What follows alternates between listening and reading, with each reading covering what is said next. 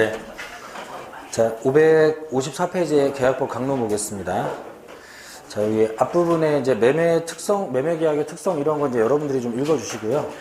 오늘은 이제 계약금에 관련된 판례들을 좀 자세히 볼 건데, 자, 555페이지의 계약금 설명에서 우리 1월 달에 요물계약이라는 거 했었죠? 자, 그걸 판례로 보겠습니다. 밑에 1번하고 2번 똑같은 내용인데, 1번 밑줄 부분 볼게요.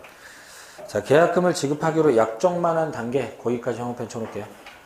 그럼 약정만한 단계면은 지급은 한 거예요, 안 한 거예요?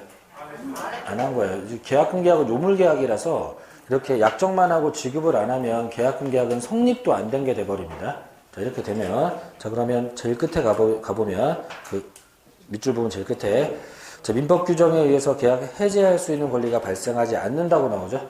그거 형광펜 쳐놓고. 자, 말로만 계약금 계약이 되는 게 아니기 때문에 지급을 하지 않았다면은 계약금을 이용한 해제는 할 수가 없게 된다. 이렇게 됐고, 그 2번 판례도 밑줄 부분, 이거 눈으로만 볼게요. 교부자가 계약금의 잔금 또는 전부를 지급하지 아니하는 한, 이렇게 돼 있죠? 그러면 얘도 일부는 지급한 부분인 것 같은데 다 주진 않았어요. 이러면 계약금 계약은 요물계약이라서 이게 성립도 하지 않기 때문에, 자, 당사자가 임의로 주계약 해제할 수 있는 권한이 또 없다. 이렇게 됐습니다. 그러면은 종합하면 계약금을 이용해서 해제할 수 있는 그런 힘은 언제부터 생기는 거예요? 계약금 지급을 다 하면 그때부터 그게 가능해지는 겁니다. 자, 이게 그 배액을 상환하면서 해제를 해야 되기 때문에 지급이 다 돼야지 그런 게 가능해져요. 이렇게 되는 겁니다. 대놓고 요물계약이라는 취지입니다. 뒤로 갑니다. 자, 556페이지의 계약금의 종류. 자, 지금 기업권이 증약금인데 이건 별 내용 없습니다. 자, 니은번은 위약금이고 디귿번 다음 페이지에 해약금 세 가지 기능이 지금 나오는데 요 차이점 구별 같은 거를 이제 좀 해봐야 돼요. 이게 오늘 이 계약금 관련해서 제일 중요 주제입니다. 자, 보시면 위약금 설명 첫째 줄, 둘째 줄에다가 밑줄 쳐놓습니다.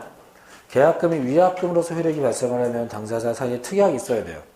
그 얘기는 원래는 그런 성질이 없는데 특약으로 추가하면 이런 성질이 생긴다는 소리입니다. 그리고 그 밑에 위약, 벌, 손해배상, 예정 이거는 두 개 묶어만 놓으시고요. 범위가 아니라서 두 종류가 있다는 것만 그냥 제목만 그냥 봐두시고 그 손해배상, 예정 조문 밑에 가보면 진한 글씨로 되어 있는 거 요거는 형광펜 칠게요. 자, 위약금 약정은 뭘로 추정된다?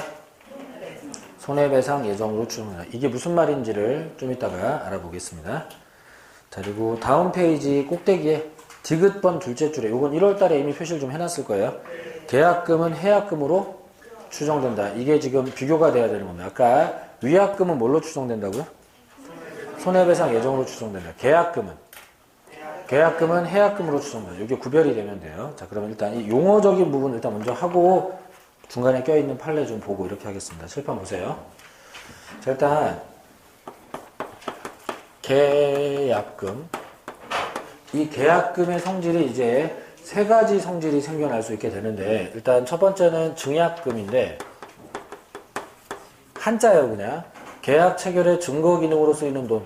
즉 계약금 입금 내역이 확인되면 매매계약 체결한 적 없다고 거짓말을 해도 그럼 계약금을 왜 줬어? 이렇게 해가지고 증거로 쓸 수 있다는 거고 이런 기능은 당연히 있는 성질이고 시험에 영향이 없습니다. 그냥 그런 값다 하면 돼요. 근데 해약금 성질 그리고 위약금 성질 이 두 가지가 이제 문제가 되는데 자, 계약금은 뭘로 추정한다? 계약금은 지금 방금 이 문제를 해결하려고 그러는 거예요. 자, 그냥 어서 주워 들은 거 막 던지듯이 이렇게 이거 틀리는 그 각으로 가는 거예요. 계약금은 해약금으로 추정된다. 이렇게 돼 있었잖아요. 그죠? 자, 위약금으로 추정되는 게 아니었고 손해배상 예정으로 추정되는 게 아니었습니다. 자, 그러면 해약금으로 추정되니까 따로 특약 없어도 해약금 성질은 원래 있는 거예요. 그죠? 자, 근데 추정은 깨질 수 있잖아요. 그러면은 이게 중간에 이 추정을 깨는 해약금 성질 배제 특약을 하면은 이 성질이 사라져 버릴 수 있는 겁니다. 그죠? 원래 있는 성질인데 임의 규정이다 보니까 특약으로 배제해가지고 없애버릴 수 있어요. 반대로 자, 위약금 성질은 아까 이거 성질 생기려면 당사자 특약이 있어야 된다 그랬죠? 자, 그럼 이 성질은 원래 없는 성질이에요. 계약금에는 위약금 성질이 원래 없습니다. 위약금이랑 계약금은 완전히 별개예요. 자, 계약을 위반했을 때 물어주는 돈, 이거랑 계약금 아무 상관이 없고, 계약을 해제할 때 쓰는 돈이지, 이 위반했을 때 물어주는 돈이 아니란 말이죠. 근데 이 없던 성질을 특약을 통해서 만드는 거예요. 그래서 이 개념이 좀 이해가 됐으면 좋겠습니다. 자,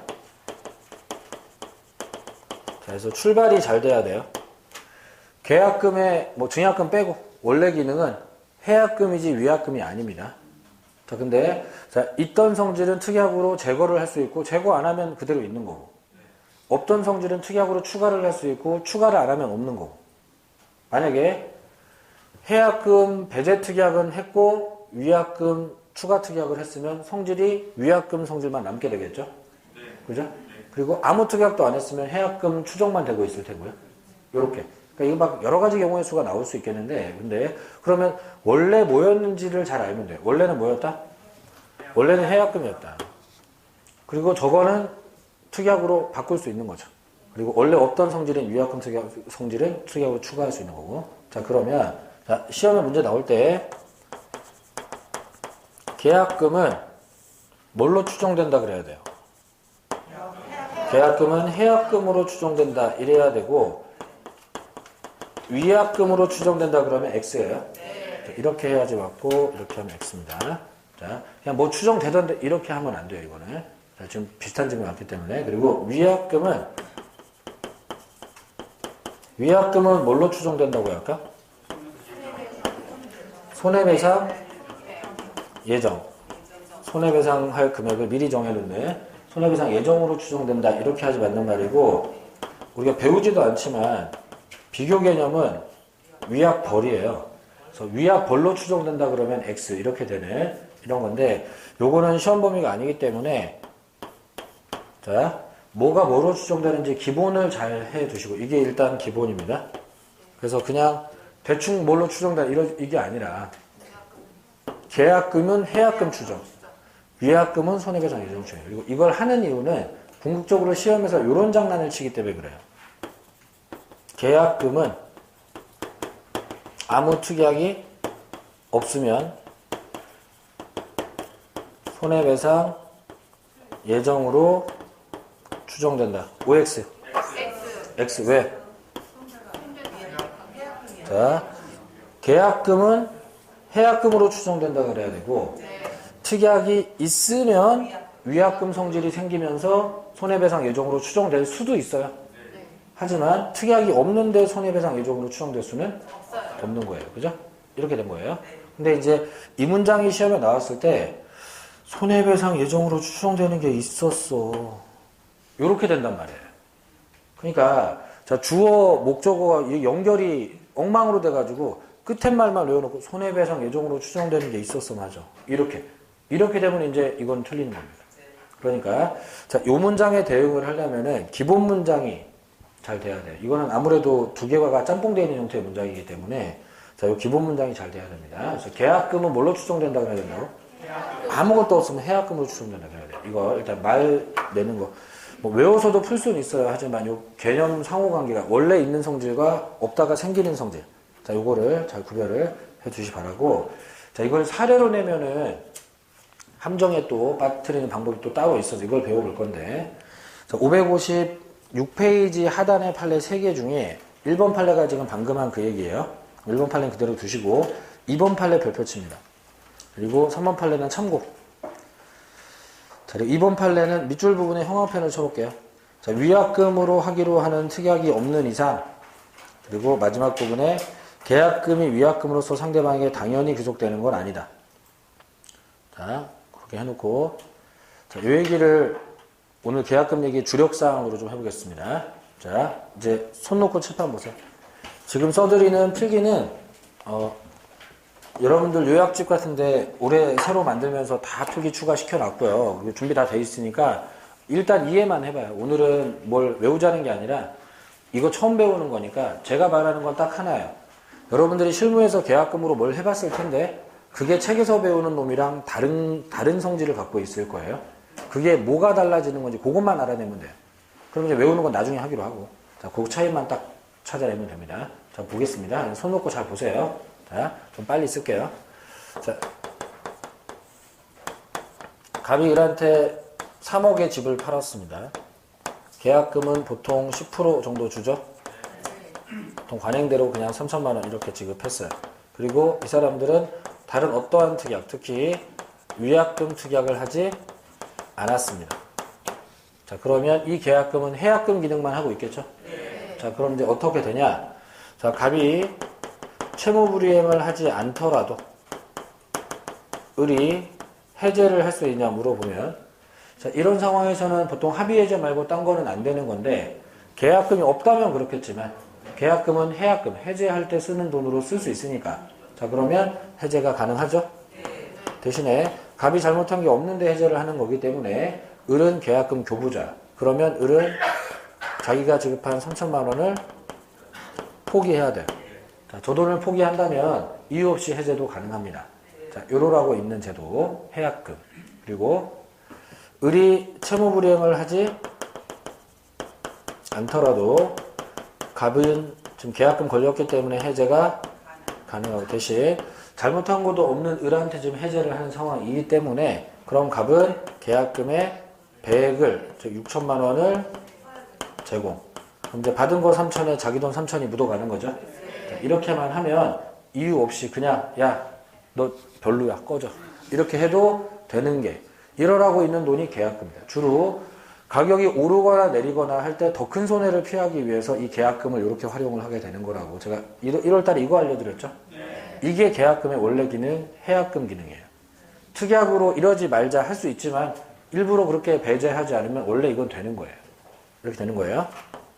자, 그럼 판례가 하는 얘기는 뭐냐면, 갑이 채무불이행을 하면 그러면 을이 해제를 당연히 할 수가 있게 되는데, 이거는 계약금 해제가 아니에요. 생각해보면 당연한 게, 갑이 이중매매로 딴 데 팔거나 집에 불사 지르거나 막 이렇게 하고 있는데 을이 거기다가 3천만 원을 포기하면서 많이 걱정이 돼서 3천 원 포기할 테니까 바쁘면 그냥 그거 두고 와서 밥이라도 사 먹고 뭐 하냐 지금. 이럴 리가 없잖아 이게. 갑이 채무불이행을 하면 을은 법정 해제를 할 수 있기 때문에 이렇게 돈을 포기할 필요가 없어져요. 그러면 법정 해제의 경우에는 아까 우리가 이제 2교시에 했던 개념에 따라 해제가 되면 원상 회복을 해야 되고, 또 해제가 되면 을이 손해배상 청구를 해야지. 3천원을 왜 포기해? 그러면 자, 주계약이 해제가 되면 종된 계약인 계약금 계약도 해제가 되는, 무효가 되는 계약이 되기 때문에 다른 거 준 게 전혀 없다면 이 원상회복은 딴 게 아니라 저 3천만 원만 해결하면 되는 상황이에요. 그죠? 그러면은 3천만 원은 돌려받는 겁니다. 3천만 원 반환하고요. 그리고 자, 을은 이제 손해배상 청구를 해야 될 건데 따로 정해진 게 없었기 때문에 실제 손해를 입증 다 해가지고 받아야 됩니다. 이행액 상당의 실제 손해를 입증해서 받다 보면은 1억 배상 받을 수 있을 수도 있고 5만 원 받고 끝날 수도 있어요. 자, 그냥 그게 법이니까. 또 입증하기 되게 어려운데 입증도 해야 돼. 자기 손해가 얼마인지. 자, 이게 정석입니다. 자, 그리고 을이 채무불이행을 했을 때에는 똑같이 반대편에서 갑이 해제를 하겠죠. 그리고 이건 법정 해제니까 6천을 줄 리가 없어요. 자, 그러면 원상회복을 하겠죠. 플러스 갑이 손해배상 청구를 할 거예요. 그죠? 이 규칙이니까. 자, 그럼 원상회복은 아까 3천만 원 반환하는 문제가 되겠죠? 이거. 지금 판례가 하는 얘기가 이겁니다. 자, 매수인이 계약을 위반했을 때 따로 특약도 없는데 그 3천만 원을 매도인에게 그냥 귀속시키면 된다, 안 된다? 안 된다. 그럼 어쩌라고? 돌려주라고. 그러니까 매수인이 계약을 위반해도 저 3천만 원을 뜯기지 않는다는 거예요. 돌려받을 수 있다는 겁니다. 근데 이렇게 얘기하면 아닌데 저거는 우리 동네에서 안 돌려주는데, 자, 요러다가 이제 틀리는 거예요. 지금 판례가 하는 얘기가 이렇게 하라는 소리입니다. 이렇게 동네에서는 이거 다 안 돌려주잖아, 자. 그죠? 그러니까 그거를 출제자가 지금 노리는 거예요. 자, 그래서 이거 이렇게 하고 3천만 원 돌려주고 갑이 실제로 발생한 손해를 똑같이 입증을 해가지고 받아야 되는 거예요. 3천 이상이 될 수도 있고요. 더 적어질 수도 있습니다. 자, 이렇게 되는 거예요. 그러니까 시험에 나왔을 때 저 3천만 원 갑에게 그냥 줘야 된다 그러면 X 이거 해주시면 돼요. 자, 그러면 이게 왜 동네랑 달라졌는지 그걸 배워보는 겁니다. 자, 보세요. 다시. 갑이 매매를 3억에 똑같이 했습니다. 을이 갑한테 계약금을 3천만 원 지급했고요. 그리고 플러스.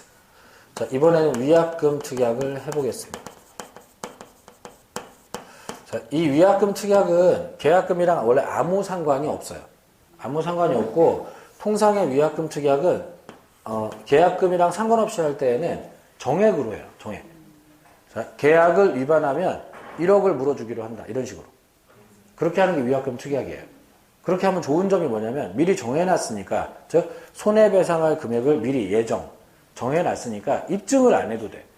실제 손해가 5만 원인데 약정한 금액 1억을 받을 수 있어. 실제 손해가 1,000억인데 약정 금액 1억만 주면 돼. 서로 간에 예측 가능한 범위 내에서 배상을 하고 입증을 생략할 수 있기 때문에 되게 편해. 그래서 사람들이 손해배상 예정 약정이라는 걸 하고 그걸 위약금 특약이라고 부르고 이러는 거예요. 이러는 건데, 근데 계약금을 걸면서 위약금 특약을 하는 사람들은 이 위약금 특약을 계약금이랑 연동시켜놔요. 보통 이렇게 해놓습니다. 갑이 계약을 위반했을 시에는 위약금이니까 계약을 위반하면 그러면 계약금의 배액을 상환한다. 이렇게 정해놔요. 그리고 을이 계약을 위반했을 시에는 그 지급되어 있는 계약금을 갑이 몰취. 꿀꺽 먹고 반환하지 않는다. 이렇게. 이게 표준형이에요. 표준형. 보통. 자, 그러면 자, 이렇게 하면 아까랑 달라졌죠? 그럼 이제 어디가 달라지느냐 하는 건데 여기는 똑같이 와요. 이 특약 없을 때도 다 이렇게 했었잖아요. 그죠? 이게 특약 때문에 그런 게 아니잖아요. 법에 이렇게 하라고 돼 있어서 그런 거지. 그러니까 자, 얼른 그냥 써보면 이렇습니다. 갑이 채무불이행을 안 해도 을이 해제를 할 수 있고 을이 3천만 원만 포기를 하면 할 수 있다. 이거는 이 특약 때문에 그런 게 아니라고. 원래 법에 그렇게 돼 있다고 지금. 그리고 을이 채무불이행을 안 했는데 갑이 해제를 할 수 있고 대신 이러려면은 갑이 6천만 원을 제공을 하고 있는 건 특약 때문에 그런 게 아니라고. 원래 법에 그렇게 돼 있다고 이게. 그러니까 이거는 전혀 변화가 없어요. 이게. 자, 그러면 이 밑에서 달라지는 건데 위약금 특약이니까 위반을 해야지 그 영향이 있단 말이에요. 갑이 위반을 해야 채무불이행을 해야. 그러면 갑이 채무불이행을 하면 을이 법정 해제한다면서. 그죠? 해제 줄여서 쓸게요. 해제 한다면서. 자, 해제하고 플러스 원상회복 해야죠? 플러스 을이 손해배상 청구해야 되잖아요. 근데 이거 되게 해보니까 아까 번거롭던데? 그죠? 입증도 막 해야 되고. 그래서 이 사람들은 위반하면 어떻게 하기로 했어요? 계약금의 배액을 상환하기로 했으니까 이 과정을 생략해버리는 거예요. 그냥 번잡한 절차를. 그리고 이거 대신에 을이 6천만 원을 청구할 수 있다가 되는 거죠. 배액 상환하기로 했잖아. 그죠? 이렇게 하면 3천만 원은 자기 돈 원상회복 받은 것처럼 되고 3천만 원은 손해배상 대신 받은 것처럼 돼요. 그래서 위약금 특약은 손해배상 예정으로 추정된다고 하는 거예요. 그죠? 위약금 특약을 했더니 손해배상할 금액을 미리 정해놓은 것처럼 된다는 거예요. 그리고 이런 걸 할 때 입증도 안 해도 돼. 왜? 그 미리 정했던 거라서, 합의하에 정했던 거라서 이거를 뭐 입증을 하고 실제 손해랑 상관없이 청구하는 거기 때문에 이렇게 됩니다. 이렇게 하면 갑은 함부로 어기기가 좀 그런 게 실제 손해는 해봤자 1, 200밖에 발생이 안 될 텐데 위반하면 돈을 지금 6천을 줘야 되기 때문에 그러면 이 계약은 어기지 말아야 되겠다 하고 압박을 받는 효과가 생겨서 상대방이 계약을 잘 지키게 만드는 효과가 생깁니다. 이렇게 됩니다. 자, 그런데 그러면 더 잘 지키게 만들려고 하면 어떻게 하면 되냐? 배액 상환이 아니라 3배 상환, 4배 상환, 5배 상환으로 걸면 더 잘 지키게 할 수는 있어요. 위약금은 금액이 커지면 커질수록 상대방을 압박하는 효과가 커집니다. 하지만 보통 여기서 5배 상환씩 이렇게 하지를 않아요. 배액으로 합니다, 보통. 왜? 5배로 하면 의미가 없어요. 자, 제가 여러분들이랑 계약을 하면서 계약금 3천을 걸었는데 위반하면 5배, 1억 5천을 물어주기로 특약을 했다 쳐봐요. 근데 저 집을 5억에 사겠다는 사람이 나타났어요. 나 매도인인데. 그러면 딴 데 팔다가는 1억 5천 물어주게 되죠. 근데 1억 5천 안 물어주고 딴 데 팔 수 있는 방법이 이미 나한테는 있어. 6천 들고 을을 찾아가가지고 6천 집어 던지고 야 먹고 떨어져. 야 계약금 줄 테니까 먹고 떨어져. 그러면 이 계약이 없어져요. 그러면 이제는 딴 데다가 5억에 팔아도 이거는 이중매매가 아니야.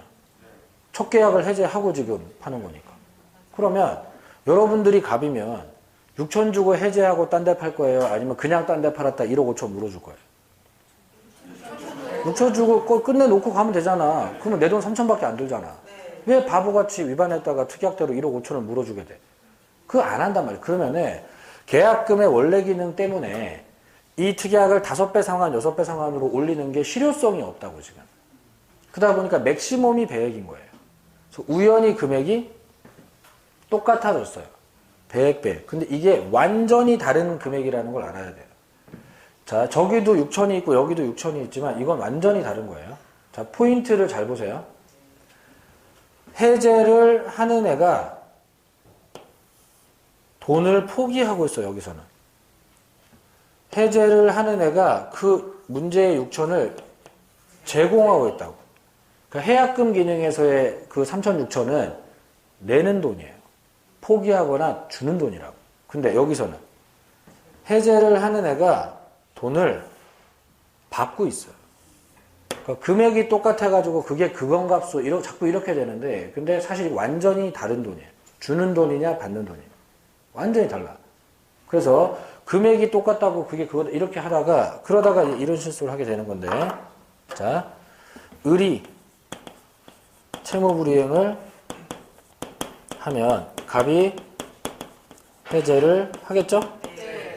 이때 원래는 원상 회복을 해야 되고 플러스 갑이 손해배상 청구를 해야 되는 게 아까 원칙이라 그랬어요.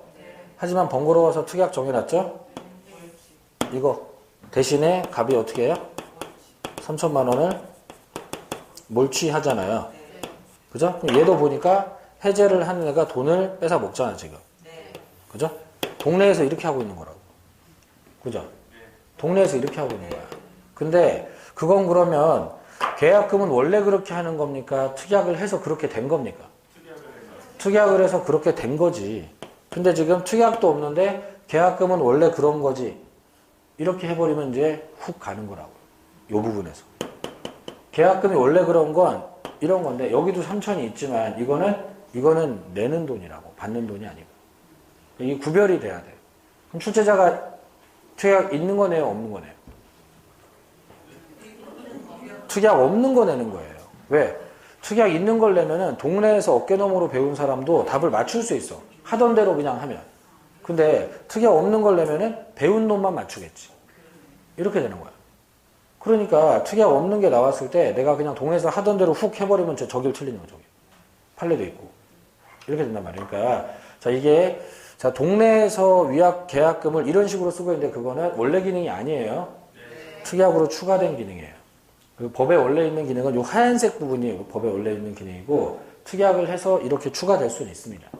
이렇게 시험은 특약 없는 게 나올 가능성이 더 커요. 잘 해두시고 제가 이런 거를 잘 구별하라고 사례 나온다고 그렇게 얘기를 해도 들을 때는 그냥 쓱 듣고 있다가 진짜 현실에서는 쓰지도 않는 거를 그냥 책에서만 맨날 짱나 진짜 이렇게 이런 태도로 일단 하다 보면은 결국은 나중에 시험장 가서 실수해요 또. 그리고 문제가 잘못됐다고 막 뭐라 하신다. 근데 이게 여러분들이 알아야 되는 이유를 모르면 내가 저걸 스트레스 받아가면서 구별해야 되는 이유를 모르면 하기가 싫어지는 게 원래 인간의 그 본성입니다. 그래서 해야 될 이유를 하나 드릴 테니까 잘 배워놨다가 이게 여러분들 삶에 어쩌면 큰 도움이 될 수도 있어요. 자, 보겠습니다. 실무에 나가면 그래요. 이 두 개의 특약을 다 걸어 놓는 게 일반적인 현상이고 이것만 알고도 여러분들이 죽을 때까지 별탈 안 날 수도 있습니다. 시험장에서만 저렇게 피곤하게 하는 것일 수도 있어요. 하지만 이렇게 하는 것도 가능하고 이렇게 하는 것도 가능은 분명히 한 거예요. 받아들여야 돼. 특약이 없을 수 있다는 거를. 그리고 여러분들 동네에서 나는 특약을 쓴 적도 없는데 그런 현상이 생기던데 그거는 계약서에 이 특약이 다 인쇄가 돼 있어가지고 이게 좋잖아. 초보보다 입증도 안 하고. 그러니까 이게 더 편하기 때문에 사람들이 다 이걸 원하니까 아예 계약서에 보통 인쇄돼 있어요. 그래서 사람들이 자기가 특약을 했다는 것조차 모르고 이렇게 되고 있는 건데 이런 특약이 존재할 수 있다는 것도 알아야 돼요. 특약이 반쪽만 걸릴 수도 있습니다. 불법이 아니고 3번 판례가 이거예요. 3번 판례 보시면 자 3번 판례 자, 매도인에 대한 위약금 규정이 있다고 해서 공평의 원칙상 매수인의 귀책 사유로 매매계약 해제될 경우에도 매도인 귀책 사유로 인한 해제의 경우와 마찬가지로 매수인의 위약금 지급 의무가 인정되는 게 아니다. 그렇죠? 이건 외우진 않아도 되는데 자 특약이 한쪽만 걸릴 수 있다는 거지. 그렇게도 괜찮은 게 특약이 걸린 쪽은 특약대로 안 걸린 쪽은 원칙대로 하면 돼. 문제가 없어. 불공정한 계약이 아니에요. 자 그러면 여러분들 살아가는 삶에서 이런 일이 벌어지지 말라는 법이 없네요. 그냥 통상적인 계약만 하면은 맨날 이런 것만 보겠죠. 시험장에서 맨날 이런 것만 보는 거고요. 그죠? 근데 우리 시험은 실제로 세 가지 형태를 다 출제한 적도 있습니다. 그리고 살아가다가 이걸 만나는 순간 훅 가게 될 수도 있어요. 자, 이걸 만나는 순간 우리나라 사회에 대단히 많습니다. 대단히 많아요. 매도인 위반 시에는 배액상환 특약이 없고 매수인 위반 시에만 몰취 특약이 있는 계약서가 천지로 많아요. 자, 이걸 여러분들이 모르고 세상에 나갔다가 저 특약의 혜택을 못 보게 되면 그때 가서 몇 억짜리 쓰디 쓴 경험을 통해서 하나를 배우게 되겠죠. 그 전에 책으로 배우는 거예요, 우리가. 지금. 자, 상가 분양 계약서 다 이렇게 돼 있습니다. 우리나라 상가 분양 계약서 다 이렇게 돼. 그러면 몇 만 건이겠죠, 이거? 우연이 아니라 다 이렇게 돼 있다고 다. 자, 상가 분양 계약서 누가 만들어요? 매도인이 만들어요. 신축 상가 분양 계약서 다 매도인이 만들어요. 약관 형태로. 그죠? 인쇄 찍혀 있고 여러분 생각해 봐봐요. 손으로 쓰지 않았잖아요. 활자로 인쇄되어 있는 거 나 사인만 했잖아요. 그러면은 매도인 분양회사가 자기한테 불리한 특약 써놨겠어, 안 써놨겠어? 안 쓰지. 안 써요. 그리고 매수인 위반 시 계약과 몰취 특약만 써놔요. 나중에 확인해 보세요. 거의 99%입니다. 자, 그럼 어떻게 돼? 자, 내가 상가를 40억, 50억짜리 분양받으러 가. 계약서 써. 계약금 3억, 4억씩 막 걸어. 그리고 직원이 와서 계약서 보여주면서 설명도 해줘. 계약금 3억 거셨는데 중도금 날짜 어기시면은 계약금 몰취예요. 몰취. 설명해줘요. 그러면 알아요. 계약 한두 번 하는 것도 아니고 부동산 뭐 내가 뭐 한두 번 그 정도 상식이지. 근데 거기에 매도인이 위반하면 2배를 물어준다는 얘기가 안 써있어. 써있으면 뭐라고 써있으면 안 물어준다고 써있으면은 물어볼 텐데 아예 안 써있으면 물어보지도 않게 돼. 그죠? 생각을 안 하게 돼. 안 써도 불법이 아니야 지금 판례 보니까. 그죠? 그거 그냥 넘어가. 그리고 40억에 상가를 샀는데 이게 가격이 갑자기 막 옆에 지하철 뚫리고 막 50억 돼. 그러면 이제 아 대박 잘 샀다 하고 있는데 분양회사가 나한테 상가 안 줘. 50억에 딴 데 팔아버려 그냥. 계약 위반해버린다니까. 계약 위반해버려. 위반해버려서 그러면 나는 계약금 3억 걸었으니까 6억 받을 수 있을 거라고 찾아가지. 받아요 못 받아요? 못 받아. 왜? 특약 안 했잖아.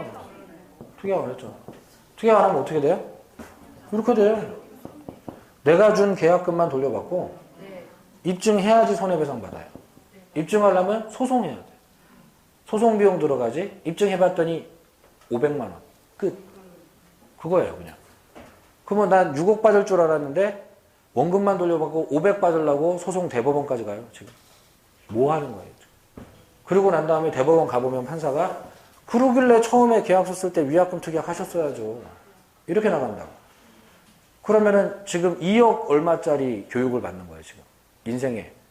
이걸 우리가 미리 배우는 거라고. 그러니까 지금 우리가 특약이 없을 때 어떻게 되는지를 배우는 게 탁상 공론이 절대 아니라는 걸 생각을 해야 됩니다. 이걸 정확히 배워서 처음에 계약서 딱 쓰는 순간에 그 분양회사 직원들이 계약금, 중도금 연체하시면 계약금 몰수입니다 라고 말할 때 그때 야 누구 빙다리 핫바지로 야 너 위반하면 2배 물어준다는 얘기도 써. 그래야 공정하지. 그 매도인 위반 시 위약금 특약 써 빨리. 이렇게 해갖고 요구하면 써줘요. 말 안 하면 안 써줘요. 왜? 불법 아니니까요. 그죠? 그거를 일반인들이 못할까봐 중개사가 옆에서 보고 있다가 야 누구 호구로 하냐? 야 우리 의뢰인 위반 시에만 특약 있고 너네 위반하면 특약 없고 장난하냐? 옆에다 써. 이걸 해줘야 손님이 옆에서 보고 있다가 중개사 능력자 나를 위한 특약을 챙겨주는 이렇게 되는 거지. 이거 만약에 안 챙겨줬다가 나중에 사고 터지고 난 다음에 뭐 자주 터지진 않겠지만 사고 터지고 난 다음에 중개사 찾아와서 쌍욕 안 할 거 같냐고. 상가 분양계약 중개하면서 그렇게 특약 안 챙겨줬다가 사고 터지면 그러면 당연히 손님은 중개사 원망합니다. 아마 피켓 시위 할걸 앞에서 이딴 중개사랑 거래하지 말으라고. 그거야 지금 우리는 이래서 배우는 거예요. 그러니까 자 배워서 현장에서 여러분들이 어떻게 써먹을지는 모르겠으나 시험은 이유 없이 내는 게 아닙니다. 그러니까 책에서 배우는 거를 잘 배워서 몇 억짜리 교육 받지 말고 지금 학원비 2, 300 내고 배울 때 잘 배워놓으라고요. 그리고 시험도 맞추고 dom사 이렇게 하시라고요. 그래서 자 요걸 오늘 뭐 바쁘고 할 것도 많은데 지금 굉장히 제가 최대한 자세히 설명드린 거예요. 이렇게 한 거니까 자 잘 챙겨두시기 바랍니다. 자 이렇게 하고 557페이지로 가보겠습니다. 자, 57페이지에 자 4번에 이제 해약금 그러니까 요 흰색 기능 얘기들 좀 판례 더 볼 건데 표시 쭉 하고 설명드릴게요. 자 해제 요건의 B번에 둘째 줄 밑줄 칩니다. 자 상대방이 배액을 수령하지 않는다고 해서 공탁까지 할 필요는 없다. 자, 형광펜으로 공탁까지 할 필요 없다에다가 쳐놓습니다. C번은 별표도 좀 칠게요. 자, 그리고 형광펜으로 바로 치겠습니다. 계약금 일부만 지급한 경우. 자, 계약금 일부만 지급한 경우에 계약금 해제 안 된다 그랬잖아요, 아까. 그죠? 자, 근데 실제 교부받은 계약금이 아니라 약정 계약금의 배액을 상환하여야, 형광펜으로 약정 계약금의 배액을 상환하여야 계약금에 의한 해제를 할 수 있다예요. 이 설명은 좀 이따 드릴게요. 자, 그리고 해제 행사 기간에서 A번은 눈으로만 봅니다. 자, 이 조문에 있던 건데 당사자 일방이 이행에 착수할 때까지만 해제할 수 있게 돼 있었어요. 조문사. 자, 그리고 B번도 눈으로만 봅니다. 여기서 이행에 착수란 채무의 일부를 이행하거나 이행에 필요한 전제 행위를 하는 것, 즉 다 하는 건 아니더라도 그 정도 이행을 시작하는 것을 말하고 단순히 준비만으로는 부족하다. 뭐 이런 말이 있네요. 이제 이게 기준이 되는 건데 자, 밑에 판례 1번 판례 밑줄 부분에 형광펜 칠게요. 밑줄 부분에 밑에서 둘째 줄 중간 부분이요. 매매 잔대금의 지급을 구하는 소송을 제기하는 것만으로 착수라고 할 수 없다. 그 형광펜 쳐놓습니다. 자, 그리고 한꺼번에 설명드릴 테니까 뒤로 가볼게요. 2번 판례 밑줄 친 부분에 계약금만 수수한 상태에서 뒤에서부터 형광펜 치겠습니다. 당사자가 토지거래 허가 신청을 하고 그에 따라 허가 관청으로부터 허가를 받았다. 자, 이게 또 이행의 착수라고 볼 수는 없어. 이렇게 돼 있죠. 그 아랫줄에. 그거 형광펜 쳐놓고요. 자, 3번 판례는 참고 이렇게 써놓고 밑줄 부분 읽어만 볼게요. 특별한 사정이 없는 한 이행기 전에 이행에 착수할 수 있다고 돼 있죠. 자, 이렇게 돼 있고 자, 밑으로 가서 중도금 얘기 나오는 판례 별표 쳐놓고요. 자, 밑줄 부분 전체적으로 셋째 줄이 되겠네요. 셋째 줄 끝부분에 매수인이 중도금을 지급하여 이미 이행에 착수한 이상 고기 형합해. 그럼 중도금 지급은 착수네요? 네. 그죠? 그럼 매매대금 주기 시작했으니까 착수입니다. 자, 이렇게 한 이상. 자, 민법 565조에 의해서 계약금 포기하고 매매계약 해지할 수가 없다가 돼요. 그래서 계약금 포기하고 매매계약 해지할 수 없다도 형합펜 쳐놓고요. 자, 그리고 아래쪽에 바닥에 있는 판례는 설명드린 거예요. 그 밑줄 부분에 형합펜에 쭉 쳐놓으시고 이겁니다. 자, 해약금 성질은 임의규정이라 배제특약으로 없애버릴 수 있다. 그 얘기입니다. 네, 표시해놓고요. 자, 그럼 이제 중간에 형광펜 친 판례들을 하나씩 설명드릴 테니까 칠판 보세요. 여기다가 그냥 붙여버리겠습니다. 자, 요 흰색 기능 하려고 하는 건데 여기다가 써볼게요. 자, 일단 첫 번째 공탁까지는 필요 없다. 그 판례는 이겁니다. 자, 갑이 6천만 원 제공을 했어요. 그러면 아마도 3억에 팔았는데 5억, 7억에 사겠다는 사람이 나타난 모양이지? 그래서 자기 돈 3천을 버려가면서까지 해제를 하려고 그러는 모양인데 을도 그 정보를 입수를 했나 봐. 그러면 해제를 안 당하려고 그럴 거 아니에요. 그러면 제공을 했는데 수령을 안 하는 애가 있을 수 있어. 그죠? 자, 6천을 들고 그 집에 가서 문 똑똑똑 두드리니까 문틈으로 이렇게 내다보면서 안 받아. 그거 주고 해제하려고 그러는 거잖아. 이렇게 돼버리면 그러면 법적으로는 제공을 하라고 돼 있고 그러면은 법원 공탁소에 가서 6천을 공탁을 해놓고 와야 해제가 되냐 아니면 문틈으로 야 존대 네가 안 받은 거니까 해제는 한 거다 돈은 찾으러 와 이렇게 하는 게 맞는 거냐 뭐가 맞아요? 해제부터 하고 공탁은 나중에 그러니까 이게 돈을 주지 말라는 얘기가 아니라 순서 자, 공탁부터 먼저 할 필요는 없다 이거예요. 왜 이렇게 하냐면 아까 뒤에 참고로 봤던 판례 중에 약정한 날짜보다 미리 지급하는 게 된대요 안 된대요? 된대. 일부러 금지시키지 않으면 중도금 미리 입금하는 게 된대. 그리고 아까 중도금 지급하고 나면 그건 이행을 분명히 시작한 거기 때문에 계약금 해제가 된대 안 된대? 안 된대. 그래서 그게 중도금 지급 이후에 계약금 해제 안 된다는 게 우리 시험에서 제일 많이 나오는 건데 그러면 자 문틈으로 야 안 받아 막 이러고 있는 애한테 공탁을 먼저 하라고 하면 공탁소 갔다 와보면 중도금 입금돼 있을걸? 인터넷 뱅킹으로 입금해버릴 거라마? 그럼 뭐야 공탁소 갔다 오면 해제 못하게 되잖아. 그러니까 이렇게 돼버리니까 배액을 제공했는데 수령을 하지 않는다고 해서 공탁을 요구할 수가 없다는 거예요. 일단 해제하고 돈은 차차 나중에 줘도 된다. 이겁니다 지금. 이렇게 해주고 요거는 우리 시험에 공탁 되냐는 질문은 이거 하나밖에 없으니까 공탁 무조건 안 된다고 해주시면 필요 없다고 해주시면 되는 거고요. 자, 그리고 10번에 있던 게 뭐냐면 자 계약금을 3천으로 약정을 했는데 만약에 그 중에 일부만 100만 원만 지급 이렇게 된 상태라면은 지금 이제 판례가 말하는 건 100만 원 지급했으니까 이 상태에서 200만 원 제공 즉 지급된 금액의 2배를 제공하면서 해제 이게 되겠냐는 거예요. 돼야 안 돼? 안 돼. 왜? 일단 요물계약이라 해제 자체 불가능하고요. 그리고 이런 행동을 실무에서 많이들 해왔어 지금까지. 실무에서 가계약금이라고 그래서 계약금을 다 걸기 힘들면 일단 100만 원만 걸어놓고 가세요. 이런 짓들을 중개사들이 암암리에 많이 해왔고 그리고 더 비싸게 사겠다는 사람이 나타나면은 200 주고 해제를 하고 이런 짓들을 많이 해왔어요. 근데 이렇게 하는 거 불법인데 근데 그냥 해왔어요. 왜? 이런 식으로 200 주고 해제를 하면 원래 을이 싫어해야 되는데 을 입장에서 지금 꽁돈이 100만 원 생겼어. 100 걸었다 200 생겼어. 그래서 기분이 좋아. 오늘 저녁에 삼겹살 파티야. 그래서 소송 안 해. 소송하고 싶은데 아이씨 소송 비용이 3, 400이야. 그럼 그냥 100만 원 먹고 떨어지지 뭐. 이래서 소송 잘 안 했어. 근데 계약금만 4억을 걸기로 했던 사람이 있었어. 최근에.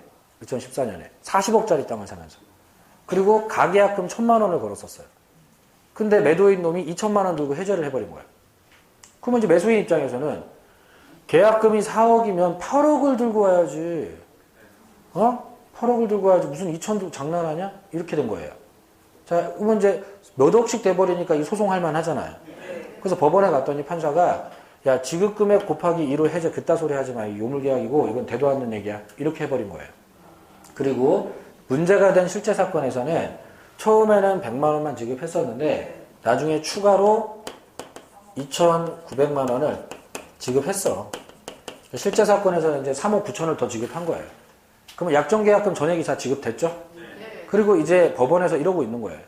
매도인은 처음에 일부 받았을 때 그거 곱하기 2로 해제했으니까 없던 일이 된 거다. 이렇게 말하고 있고 매수인은 이제는 내가 마저 다 지급했으니까 해제하고 싶으면은 약정금액 2배 갖고 와라. 이렇게 하고 있는 거예요. 그러니까 판사가 약정금액 2배로 해제는 할 수 있을지 몰라도 지급금액 2배로는 해제 못한다. 이런 얘기 한 거예요.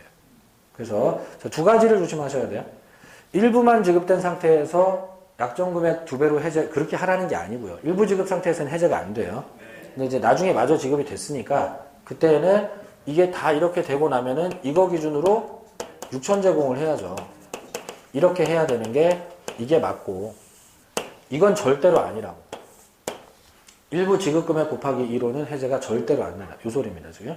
이렇게 됐습니다. 그리고 자, 실무적으로도 관련 있는 가계약금 관련 주제고, 선고되자마자 간평 변리사 노무사 쏟아졌고요. 우리 시험도 결국은 출제했어요. 심지어 정답 지문으로. 그리고 사례 출제는 현재 우리 시험은 아직 안 나와 있는데 사례로도 낼 수 있겠잖아요. 간평 변리사는 사례 출제도 했어요. 그러면 이거 앞으로 좋기 10번 나올 거예요. 여러분들 시험에도 예외는 아닙니다. 그래서 자, 올해 만약에 계약금이 사례로 나오면 얘랑 얘예요. 얘랑 얘라고. 네.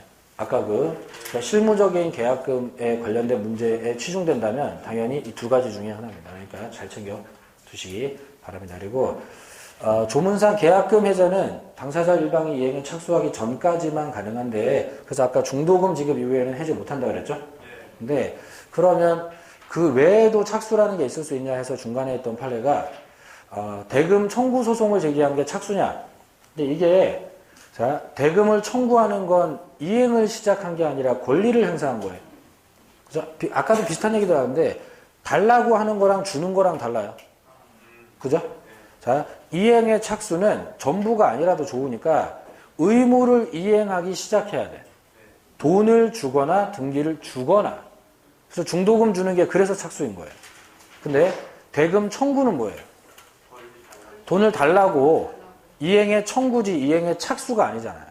그래서 권리의 행사지 의무의 이행이 아니라고. 그래서 그건 이행의 착수가 아니다. 그러면 여전히 계약금 해제가 가능하다가 되는 거예요. 그리고 토지거래 허가를 받았다, 허가를 신청했다?